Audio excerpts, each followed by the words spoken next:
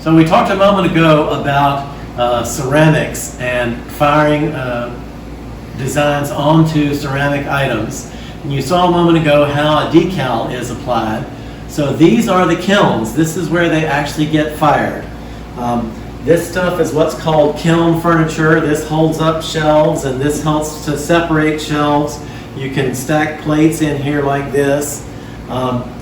When the kiln is first started, it's closed like this to allow air to escape. The first thing that happens in the kiln when it gets up to 800 or 1,000 degrees is that the cover coat burns off. And so you want to make sure that you leave the kiln open a little bit so the cover coat stuff can escape the kiln.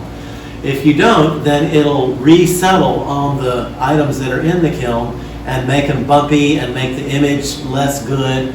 So initially you leave it open like this. When it gets up to a certain temperature, then you remove that and the kiln closes up, and that's when it gets really hot in the kiln.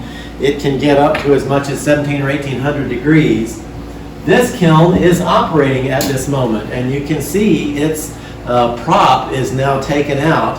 I don't remember what's in this kiln, but it's going through its process at well over 1,000 degrees.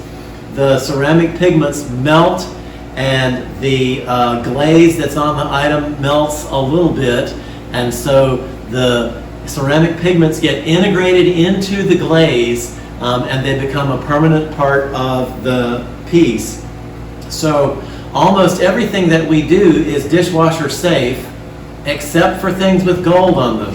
You saw the gold on the ribbons and cornflowers just a moment ago.